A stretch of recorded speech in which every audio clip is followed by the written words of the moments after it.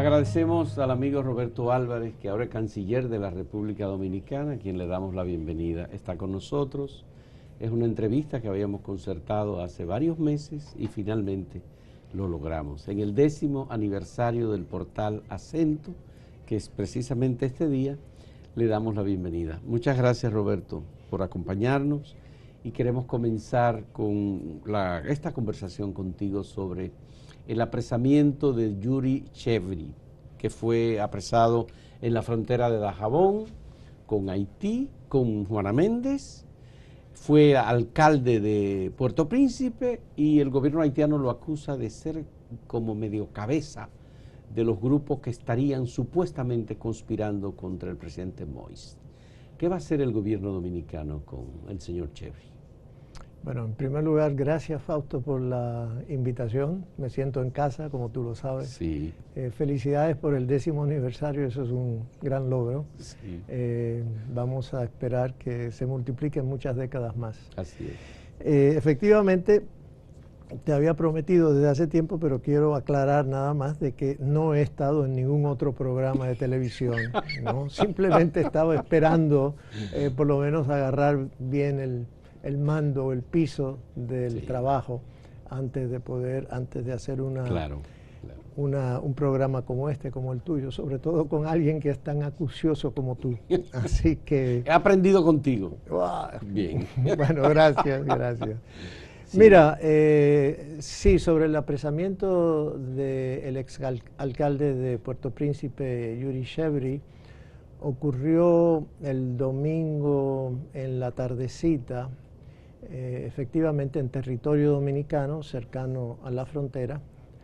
Ingresó él con 3 otras personas, no tenían pasaportes y estaban armados, por lo menos 3 de ellos, con pistolas de calibre pequeño, ¿no? Convencionales. Convencional. Sí. Sin embargo, han entrado violando pues, las leyes dominicanas, como te digo, de una manera irregular, y armados sin avisar, sin informar a las autoridades. Están detenidos en este momento. Estaban siendo perseguidos en Haití. Mira, esa parte de los hechos no te lo puedo corroborar. Ya esa parte tendrá que ser objeto de investigación. Sí han venido al territorio dominicano y han alegado de que estaban siendo perseguidos. El gobierno haitiano acusa, por lo menos a Yuri Chevry, de asesinato, intento de asesinato, y además de complicidad en grupos criminales. Esto son acusaciones que hace el gobierno haitiano, acusaciones muy serias, obviamente, y el señor Chevry es una persona reconocida de la oposición y obviamente su detención ha trascendido en los medios, no solamente nacionales, sino también fuera del país. Sí. ¿Hay algún reclamo del gobierno haitiano de extradición o de que les sea entregado el señor Chevry? Mira, hasta ahora no hay ninguna solicitud formal de extradición. Nosotros no tenemos tratado de extradición con Haití, sin embargo, sí tenemos una ley sobre extradición para aquellos casos en los cuales no exista un tratado. Es decir, que hay que cumplir con una serie de requisitos cuando una persona es solicitada en extradición por cualquier país. Pero el gobierno dominicano reconoce que el señor Yuri Chevry es un político haitiano que requiere de protección y obviamente que él la habrá pedido. Mira, el gobierno dominicano reconoce que es un político haitiano que ha entrado, como te digo, al territorio dominicano en violación de las normas y está detenido en este momento. Hasta ahora, que yo sepa, no ha efectuado formalmente una solicitud en algún sentido que podamos decir de asilo o de otra condición. Ya eso resta por ver. Hay varias instituciones que han abogado a su favor, pero otra cosa es el señor Chevry directamente tiene que hacerlo. En el día de hoy, posiblemente en la tarde de hoy, tardecita de hoy o mañana en la mañana, será entrevistado por funcionarios de la Cancillería. Bien, me gustaría saber, hay con Chevry varios políticos haitianos y entidades como la iglesia, los empresarios, que entienden que el gobierno del presidente Moïse habría concluido el 7 de febrero pasado. El presidente Moïse entiende que no, que él concluye en el 2022, en febrero, y que tiene espacio para organizar unas elecciones. Sobre este proceso, que ha implicado protestas, manifestaciones, muertes, incluso este domingo hubo un nuevo muerto en Haití, ¿el gobierno dominicano tiene alguna postura? ¿Acepta el planteamiento del gobierno de Moïse o el planteamiento de los líderes opositores? Mira, la posición del gobierno dominicano es primordialmente una que busca la estabilidad política en Haití. Ese es el interés nacional dominicano, primordialmente. En cuanto al mandato del presidente Moïse, es una cuestión de interpretación. Él fue electo en noviembre, diciembre del 2015, pero esa elección se invalidó, él la ganó, se invalidó. En febrero, el 7 de febrero del 16, el presidente de entonces, Michel Martelly, entregó el poder. A Priver, bueno, ahí la oposición acordó elegir a un presidente interino para llevar al país de nuevo a elecciones. En ese caso se eligió a Jocelyn Priver y las elecciones se celebraron de nuevo en noviembre del 16. Las volvió a ganar Moïse. Tomó poder el 7 de febrero del 17. El mandato constitucional es de 5 años. El presidente alega que él le faltan todavía un año, es decir, que concluye su mandato el febrero del 22. Ya esa es una cuestión interna para los haitianos decidir cuándo concluye el mandato efectivamente del presidente Moïse. Hasta ahora, efectivamente ha gobernado por 4 años y no 5, como dice la Constitución. Pero de nuevo, es una cuestión de interpretación que es una cuestión exclusiva de los haitianos. ¿Cómo afecta el acuerdo que firmó el presidente Moïse con el presidente Abinader recientemente de acuerdos y de intercambio y de colaboración mutua entre los dos países? Esta crisis que tiene el presidente Moïse que no está prácticamente gobernando. Bueno, mira, afecta de múltiples maneras. Obviamente no permite que las negociaciones fluyan de una manera normal ante estas circunstancias en Haití. Es lamentable que el presidente y la oposición no hayan llegado a algún acuerdo. Eso es lo que uno espera que pueda ocurrir en algún momento. Ha habido negociaciones entre las partes para compartir un gobierno compartido por el periodo que falta para llevar a las elecciones, pero hasta el momento no se han podido poner de acuerdo. ¿Algún contacto del gobierno dominicano, Cancillería, con BNUD y algunos de los funcionarios internacionales que influyen muy especialmente el Departamento de Estado de Estados Unidos en Haití para la búsqueda de un intermediario aceptable por las partes? Sí, mira, nuestro embajador en Haití, el embajador Farouk Miguel, quien llegó a fines del año pasado, está en contacto continuo con todos los actores principales, nacionales como internacionales en Haití. Cuando yo visité Haití en noviembre del año pasado, me reuní con esos actores que tú estás también señalando. Así que hay un continuo contacto y muy fluido diálogo con esos actores continuamente. De nuevo, a menos que los actores políticos y de la sociedad civil, las fuerzas vivas de Haití, se pongan de acuerdo, lamentablemente este tipo de inestabilidad y de crisis va a continuar. El Consejo de Seguridad le dio un aval al MINUT para continuar el proceso de acompañamiento a las autoridades haitianas. ¿Hay alguna posibilidad de que el proyecto de reforma de la Constitución funcione o la oposición lo rechaza totalmente? ¿Cómo lo ve República Dominicana desde aquí, la Cancillería? Mira, BINU, que es Naciones Unidas, básicamente el Buró Internacional de Naciones Unidas en Haití, ha salido, y el secretario general de Naciones Unidas han salido apoyando el calendario electoral, es decir, las elecciones presidenciales y legislativas programadas para septiembre y noviembre de este año. Y han dicho que reconocen que el mandato del presidente Moïse concluye en febrero del 22. Así por igual, el secretario general de la OEA también ha establecido ese mismo tipo de reconocimiento. También el Departamento de Estado de Estados Unidos ha hecho un señalamiento similar.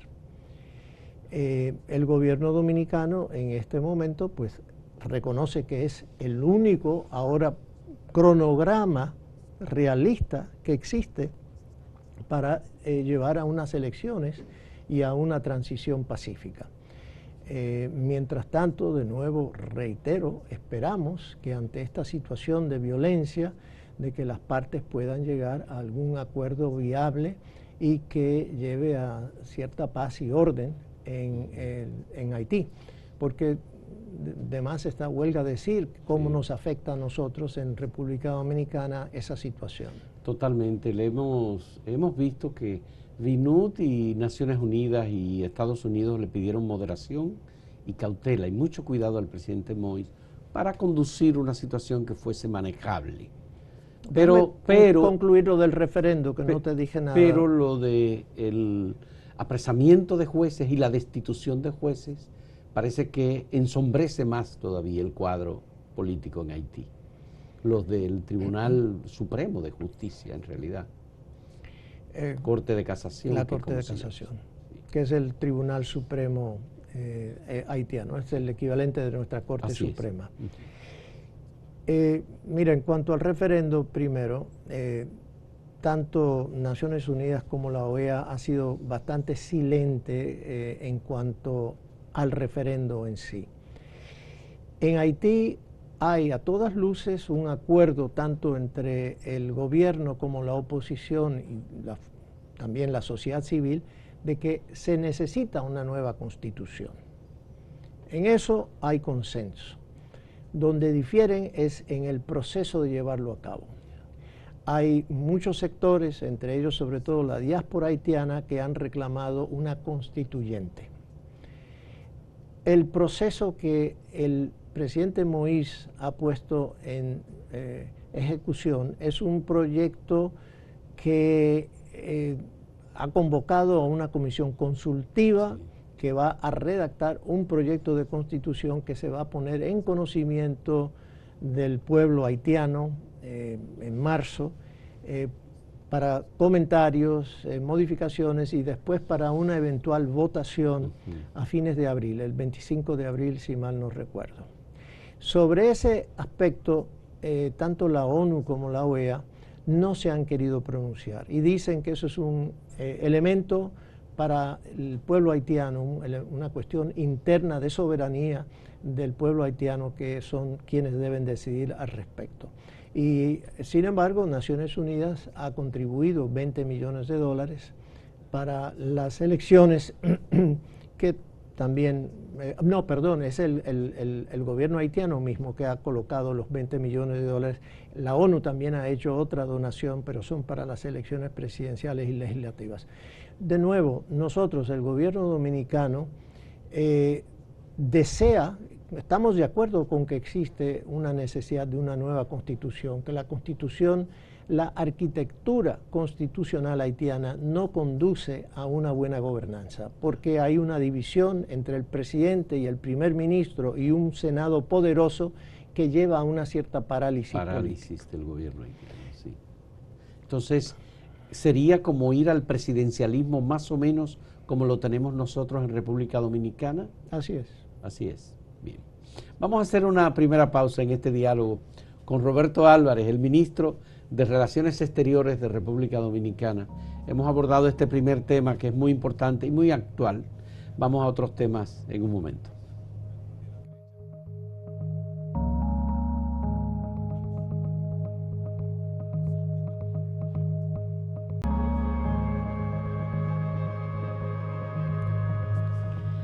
Roberto Álvarez, tenemos que celebrar que República Dominicana ha iniciado un proceso de vacunación. Qué bien que llegaron las vacunas, aleluya, caramba. Yo sospecho que la Cancillería ha tenido mucho que ver con la adquisición de las vacunas y que los embajadores dominicanos han tenido que fajarse donde hay, porque por lo menos las vacunas vinieron, estas son las Covishield de la India. ¿Cómo ha participado Cancillería para apoyar al Gabinete de Salud en este proceso? Bueno, en primer lugar debo reconocer que la labor principal ha sido el Gabinete de Salud y el presidente, que está enterado paso a paso de todo y dirigiendo continuamente todas las prácticas negociaciones que se llevan a cabo. El Gabinete de Salud es el que ha hecho los contratos, el que ha hecho la búsqueda. Nosotros hemos apoyado ese trabajo en la medida en que nos han pedido que tal país, bueno, vamos a dar marcha atrás. La compra original se hizo en octubre del año pasado para, eso ha sido informado, sí, 10 millones de dosis de AstraZeneca. De AstraZeneca, 10 millones. Que es la del Reino Unido. Del Reino Unido con la Universidad de Oxford. Sí. Correcto. Bueno, sabes que los laboratorios tienen acuerdos a nivel internacional y las cadenas de suministro, se hacen todos los productos en diversas partes del mundo. En este caso, ahora el gobierno dominicano decidió, por la urgencia del momento, comprar 110,000 dosis adicionales de AstraZeneca. Al laboratorio Serum Institute. Bueno, ahí voy. El Instituto del Suero de la India. Yeah. Pero es AstraZeneca. AstraZeneca, el Instituto del Suero de la India la está fabricando para AstraZeneca. Entonces, esas 110,000 fueron divididas en dos partidas, 20,000 y 90,000. Las 20,000 fueron las que llegaron anoche. Yeah. 90,000 llegarán hacia finales de este mes, se espera. Entonces, por eso llegaron desde la India. Pero el Instituto del Suero las fabricó, las produjo para AstraZeneca.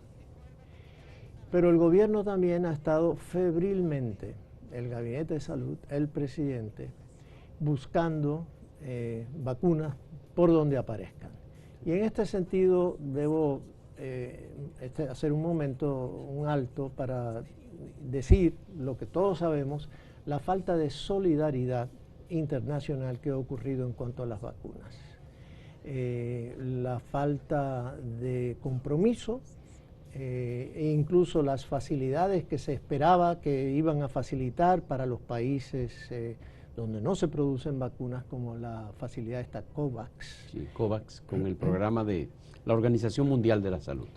No, por lo menos no ha funcionado. El multilateralismo ha fracasado en este caso. En este sentido, dramáticamente, lamentablemente, así como la solidaridad bilateral, excepto que de repente algunos países que uno no espera de ellos, como la India, por la lejanía, por no tener la presencia en República Dominicana que tienen otras naciones más grandes, de repente ha donado unas dosis que llegarán pronto.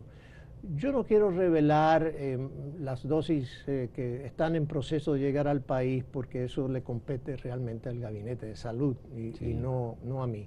Lo que sí te puedo decir es que nuestros embajadores en diversos países donde se producen las vacunas han estado trabajando estrechamente con el Gabinete de Salud para tratar de, ya sea comprar dosis adicionales, expeditar la entrega de las vacunas, y en eso se está. Es decir, es el tema palpitante actualmente del Y Estados gobierno. Unidos, que es el gran aliado de República Dominicana, ¿no ha tomado en cuenta esa alianza histórica de la que tanto se habla para apoyar al país a recibir una parte de las vacunas que ellos no pueden poner porque no tienen capacidad para poner vacunas tan rápido como... Mira, Estados Unidos, todos sabemos, hasta el 20 de enero estaba absorto en la transición política. Sí. Y realmente todo indica, mirándolo desde afuera, como hasta que en el tema de la vacuna no le dio la atención debida para su propia población. Sí, desde que tomó posesión el nuevo gobierno de Biden, se le ha dejado saber de la posición del gobierno dominicano en ese sentido. Solo quiero dejarlo ahí. Bien, como un gobierno aliado de República Dominicana que podría facilitar vacunas o que los laboratorios americanos vendieran vacunas a República Dominicana. Nosotros compramos vacunas de Pfizer, ¿no? Tengo entendido que sí, pero no te puedo decir cantidades ni fecha de llegada. Ya.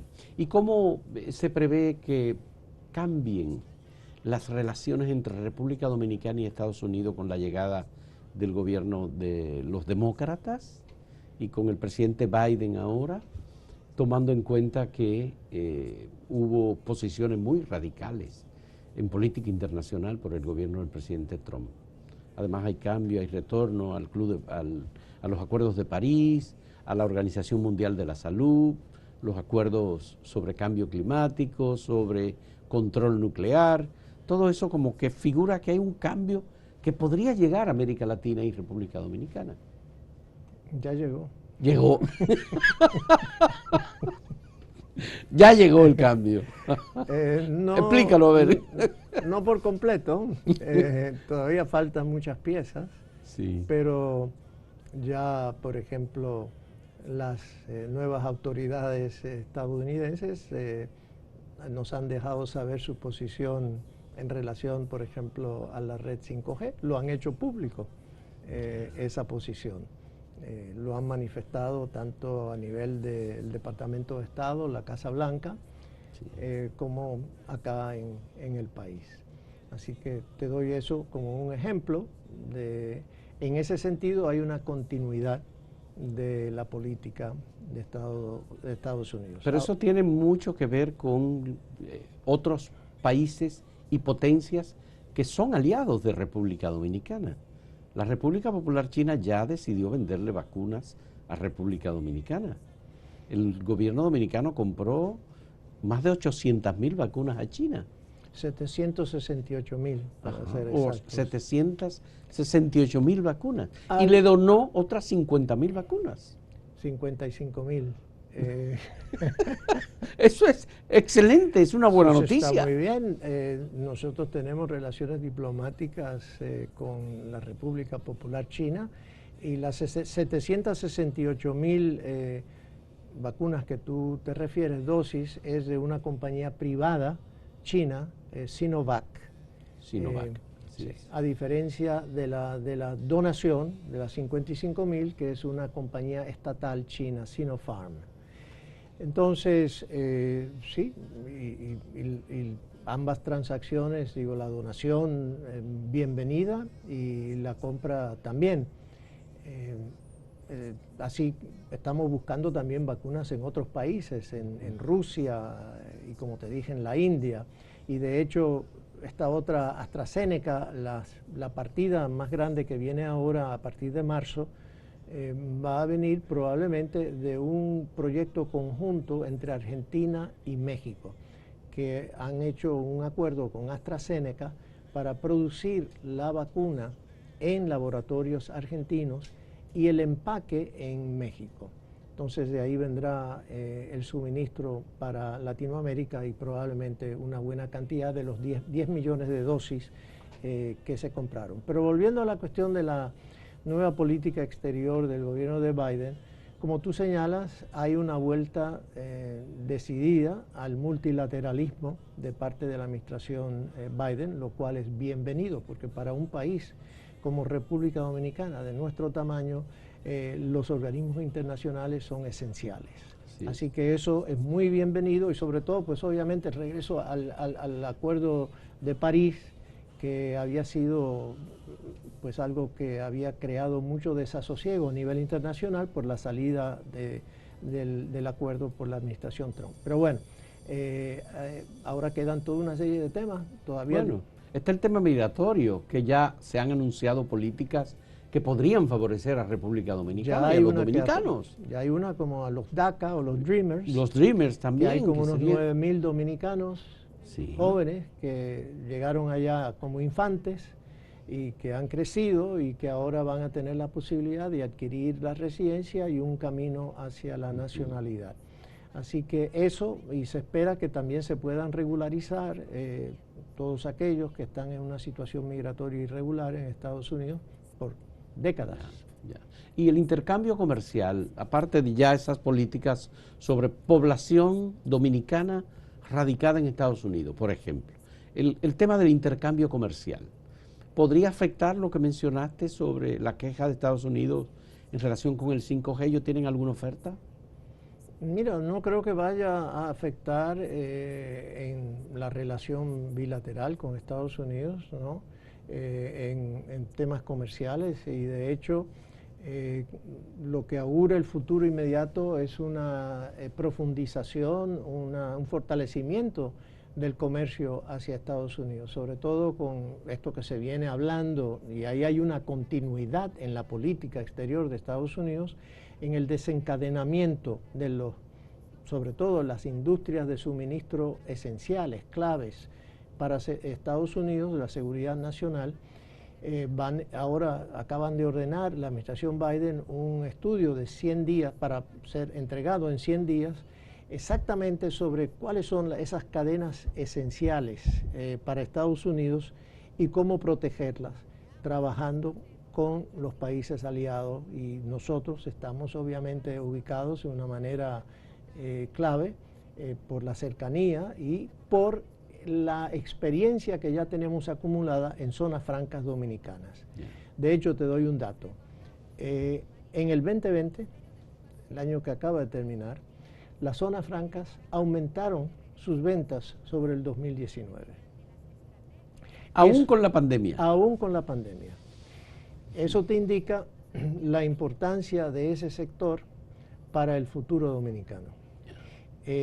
Sobre todo áreas críticas, claves, como equipos médicos. Médicos, por ejemplo. Circuitos eléctricos, ¿no? Áreas realmente nuevas y esenciales para esas cadenas de suministro y para Estados Unidos. Por lo tanto, nosotros estamos muy bien posicionados para realmente aprovechar este momento, esta oportunidad. La República Popular China sigue siendo un proveedor importante de productos terminados en la República Dominicana. El intercambio comercial que hemos tenido es muy desigual. ¿Cómo sigue eso en este año, este último año? Has mencionado el 2020. ¿Ha seguido así o se ha ralentizado el intercambio comercial desigual entre República Popular China y República Dominicana? Sí, mira, no sé en cuanto a las importaciones dominicanas desde China en el 2020 en comparación con el 2019. En el 2019 fueron superiores a los 3.000 millones, 3.000 millones de dólares. 3.000 millones de dólares. Nuestras exportaciones, si mal no recuerdo, depende qué cifras se usen, porque nosotros tenemos tanto nuestras aduanas que tienen cifras, el Pro Dominicana, el viejo 6RD, Sí. los chinos tienen otras cifras también, pero fluctuaron nuestras exportaciones en el 2019 entre 300 y 400 millones de Es dólares, muy más o poquito. menos. Pero a mí me parece extraño que cuando el presidente dominicano, Danilo Medina, asistió a una reunión con Xi Jinping y con un grupo de empresarios dominicanos, cuando el presidente Xi Jinping preguntó, bueno, ¿y cuáles son los productos que ustedes podrían colocar aquí en el mercado chino? Se habló del tabaco y se habló de la yuca, pero ese es un intercambio que va a seguir siendo desigual, porque en definitiva, si ellos venden o traen productos, televisores, automóviles, y nosotros vamos a seguir vendiendo productos agrícolas, es complicado. Bueno, mira, Fausto, también depende. Si la población china son unos 1.400 millones, si 400 o 500 millones de ellos deciden fumar un puro dominicano, un cigarro dominicano a la Sí. semana, óyeme, Vamos a tener que calcula tú. establecer muchas zonas francas para fabricar Bueno, puros. si deciden Sí. que le gusta el mango dominicano, el mango vanilejo, el problema nuestro en ese caso es suministrar las cantidades. Eso por un lado. Pero por el otro lado también está la cuestión del mercadeo en China. ¿Cómo vende? Es decir, la entrada es un primer paso. Sí.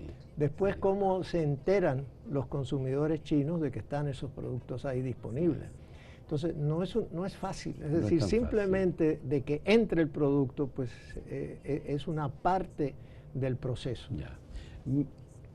Pareció que el gobierno dominicano cambió de posición sobre Venezuela con la reunión, la elección que hubo de una nueva Asamblea Nacional controlada por el presidente Maduro y la salida de Juan Guaidó como responsable o presidente de esa Asamblea Nacional de Venezuela.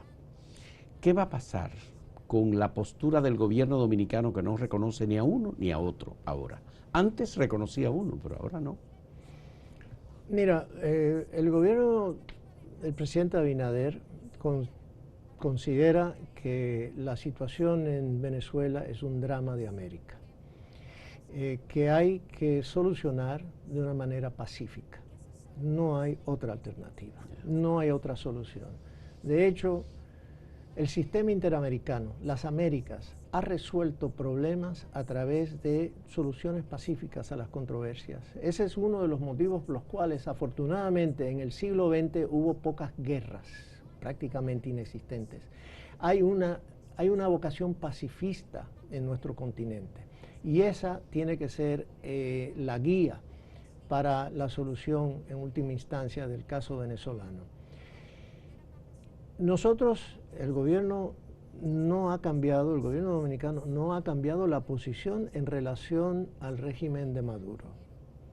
Considera de que la elección del 2018, y toma de posesión en enero del 19 por el presidente Maduro, que ese proceso no revistió de las garantías necesarias, sin observación electoral debida, sin la participación de los actores políticos, la mayoría, un buen número de actores políticos venezolanos, con un número de políticos presos, que no permitían el reconocimiento de esa elección como legítima. Eso no ha cambiado, eso fue la posición del gobierno anterior y que hemos mantenido. En cuanto a la Asamblea Nacional electa en diciembre del año pasado, pues también no revistió de las mismas condiciones y por lo tanto la toma de posesión de esa Asamblea Nacional el 5 de enero para nosotros tampoco reviste del reconocimiento.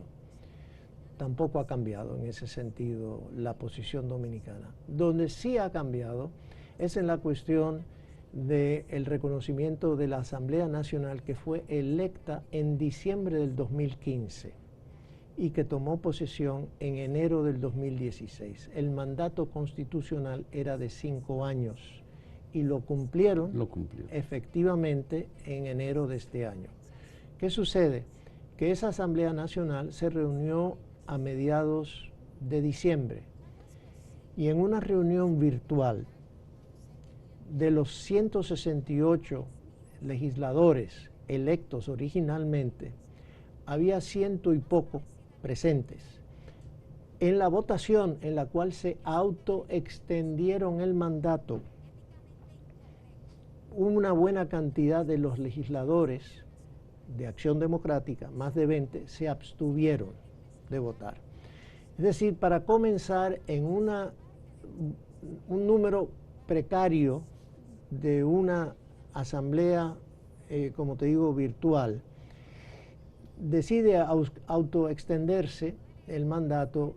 Nosotros consideramos de que sería peligroso reconocer ese precedente como bueno y válido y que la comunidad internacional sea quien decida, quien ostenta la soberanía del pueblo venezolano. Eso está bien hoy en día, que pudiera agradarnos la Asamblea Nacional de Guaidó, pero quién sabe mañana ese precedente cómo pueda ser utilizado.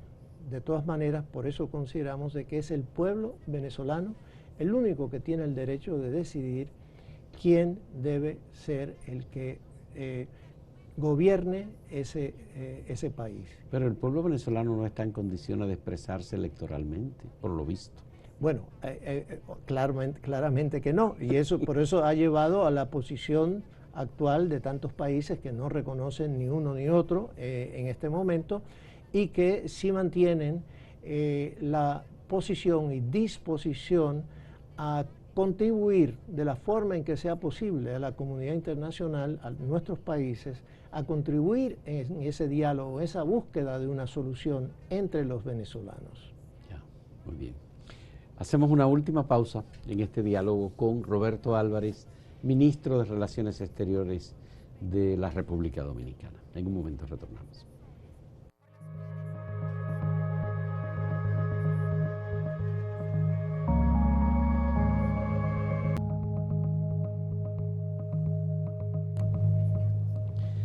Roberto, recuerdo muy bien la presentación última que hiciste en la campaña electoral sobre la recomposición de las relaciones exteriores de República Dominicana, con un mundo diverso, los continentes, los países africanos, los países del mundo árabe, Rusia, es decir, toda aquella estructura política internacional que se pudiera poner al servicio de la República Dominicana y de los dominicanos.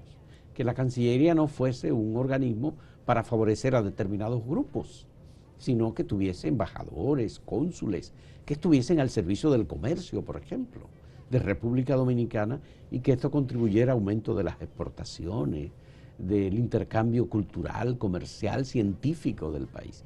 ¿Cómo ha ido ese proceso? ¿Estamos mejorando por la nueva estructura diplomática y consular? ¿Estamos cumpliendo con ese proyecto? Mira, es una obra en proceso. En proceso. Actualmente. La primera parte fue la selección de los embajadores. Eso fue un proceso al cual el presidente Abinader le dedicó una especial atención, y hubo un equilibrio entre los embajadores de corte político, sí, lo cual es completamente aceptable dentro de las relaciones internacionales y reconocido, y a la vez reconocer a aquellos funcionarios y funcionarias que tenían ya más de 20 años frisados en posiciones de ministro consejero, y fueron ascendidos o ascendidas por primera vez al rango de embajadores. Así hay una serie de ejemplos, como nuestro embajador en Costa Rica, Mayerlin Cordero, o nuestro embajador en Israel, Ernesto Torres. Entonces, hay, como te digo, eso brindó de repente la credibilidad a que realmente había un cambio en el proceso de selección de los embajadores. Pero además de eso, el presidente se esmeró en escoger de la sociedad dominicana los mejores intelectuales disponibles para estar al cargo de embajadas o misiones, como por ejemplo Juan Bolívar Díaz en España, sí, o Andrés L. Mateo en la UNESCO. Así que ha habido, como te digo, un equilibrio en el número. Está Torres en Israel, está Michelle Cohen en Canadá. Bueno, hay varios, Robert Takata en Japón, que es un puesto importantísimo, pero también se han circulado embajadores de carrera. El embajador Puig en la India. David Puig es otra promoción, era ministro consejero a embajador en la India, otro país importante, pero también, como digo, te estaba diciendo, se han puesto a circular embajadores también de carrera, como Federico Cuello, sí, a Corea del Sur, sí, Alejandro Arias, que estaba en Brasil, a Perú.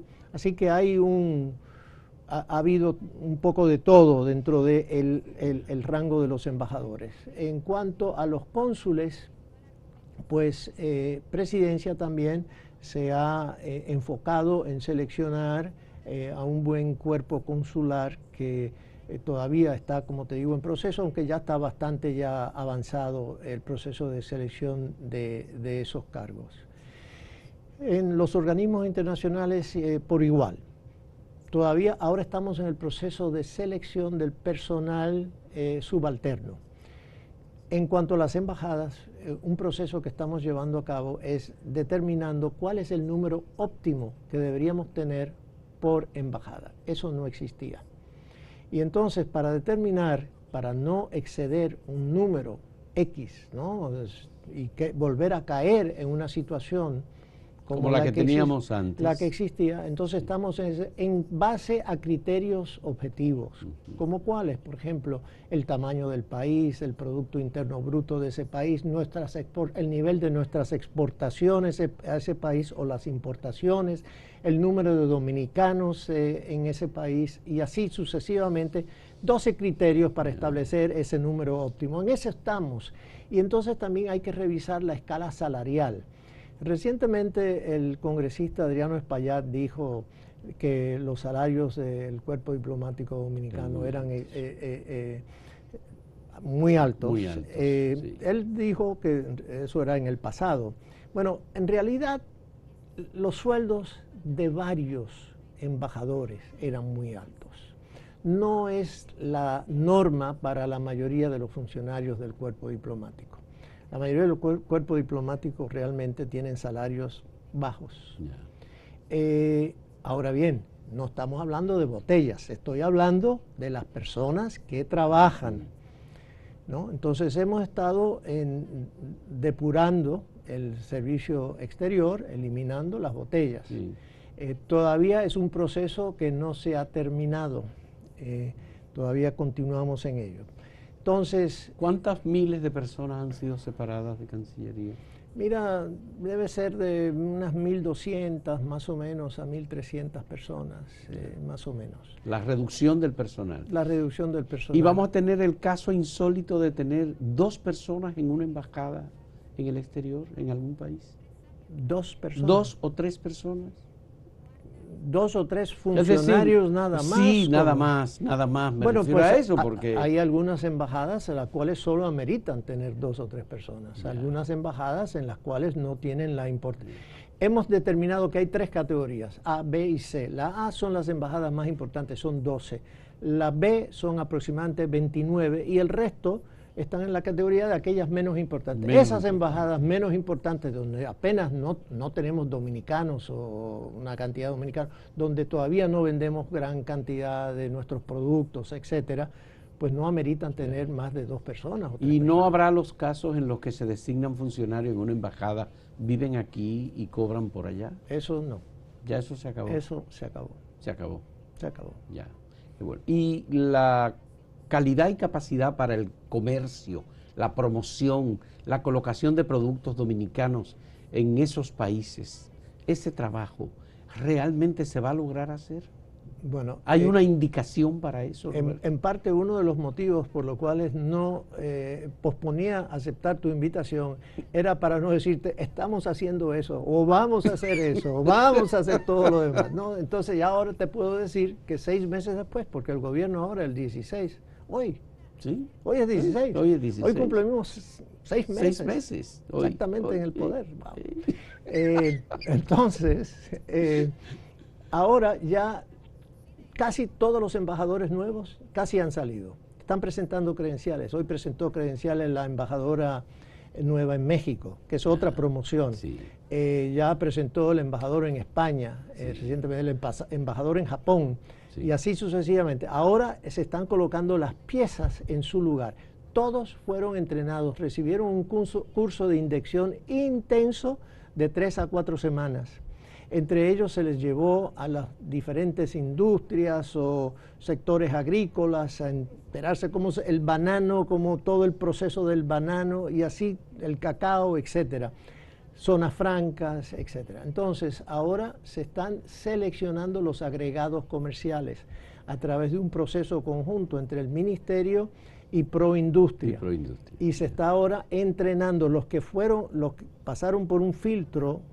Eran más de 100 personas y ahora se han seleccionado un número, no recuerdo exactamente cuántos, pero mucho menor, y ahora tienen que pasar por este curso, y los que terminen debidamente, o creo que ya terminó el curso, debidamente, de ahí se van a seleccionar los agregados comerciales. Entonces, estamos poniendo todas las fichas en su lugar para lograr exactamente eso, de aumentar nuestras exportaciones de una manera ya ahora coherente, decidida, con una sinergia, todos empujando en una dirección. Qué bueno, eso nos satisface muchísimo porque lo hemos hablado en el pasado, antes de tú ser canciller, y lo veíamos muy críticamente. Ahora me interesa saber, ¿y los organismos multilaterales? ¿Qué tal?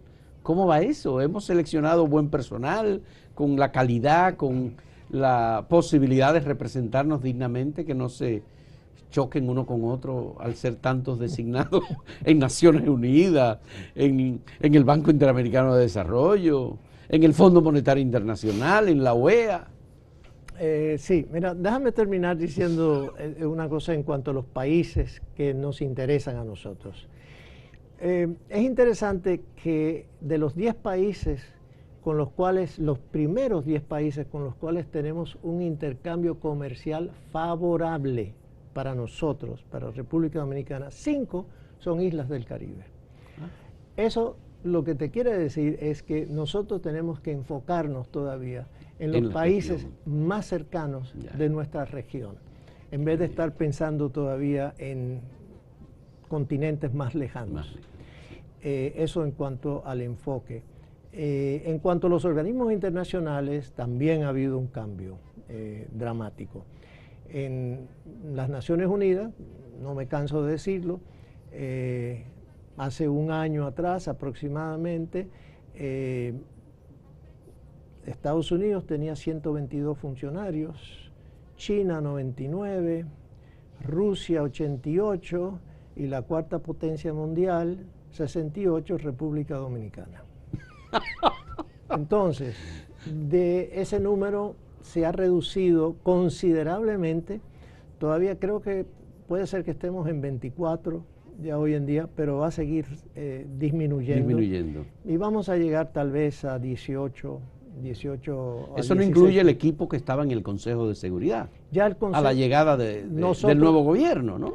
Nuestro mandato en el Consejo de Seguridad terminó el 31 de diciembre pasado. Sí. Todos los funcionarios que estaban en el Consejo de Seguridad, a excepción del embajador, pero todos los otros funcionarios han sido reasignados a otras embajadas o organismos. El embajador Singer concluyó su mandato, sin embargo, ha pasado a ser asesor del presidente Abinader y también de nosotros en Cancillería.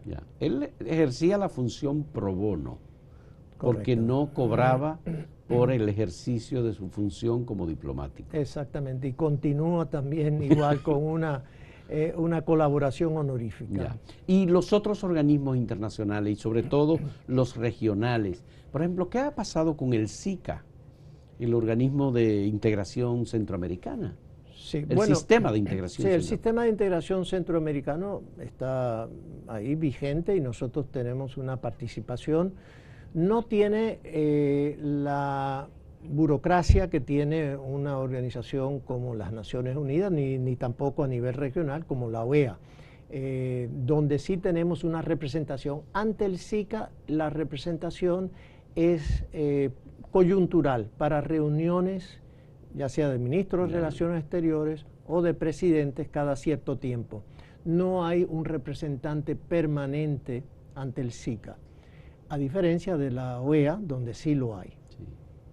Y en el caso de las cumbres iberoamericanas, que es un organismo de reunión de los presidentes que varias veces se ha reunido aquí en el país.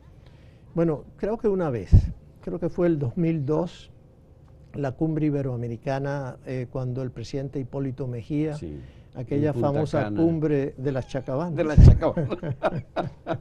Te tengo una pregunta sobre las Chacabanas, pero bueno.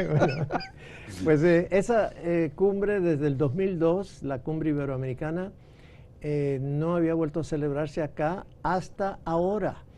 El gobierno anterior de Medina aceptó o propuso a República Dominicana para la Secretaría Pro Tempore, para la presidencia de la Secretaría Pro Tempore, a partir de abril de este año.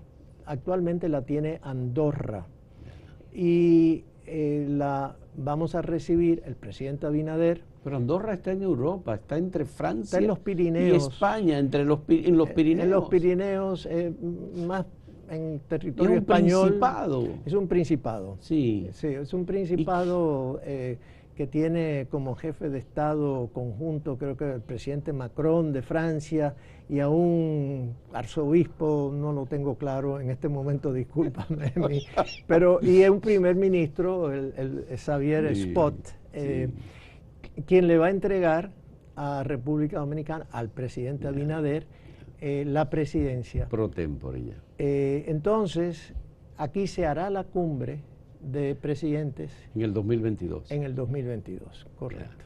Bien. Bueno, esas cumbres son cumbres de discusión de temas sobre los que los países expresan puntos de vista comunes y a veces hay acuerdos de cooperación, pero bueno, de todos modos forma parte de nuestra presencia en el escenario internacional. Claro. Y un momento muy importante, a nosotros, a República Dominicana, nos va a tocar escoger el tema, el lema, el logo, todo lo relacionado a la cumbre. Y aquí hay una persona que nos está viendo que ha estado participando muy activamente en todos esos aspectos. Sí. Va a ser muy importante. ¿Por qué va a ser muy importante, Fausto?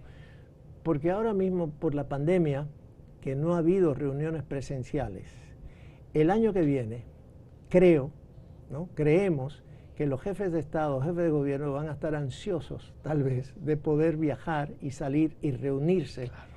Sí. Y República Dominicana nos parece a nosotros que va a ser un lugar extremadamente atractivo donde venir exactamente para una cumbre de esa naturaleza. ¿Se habrán estado ya emitiendo los pasaportes de vacuna, los pasaportes de libre circulación?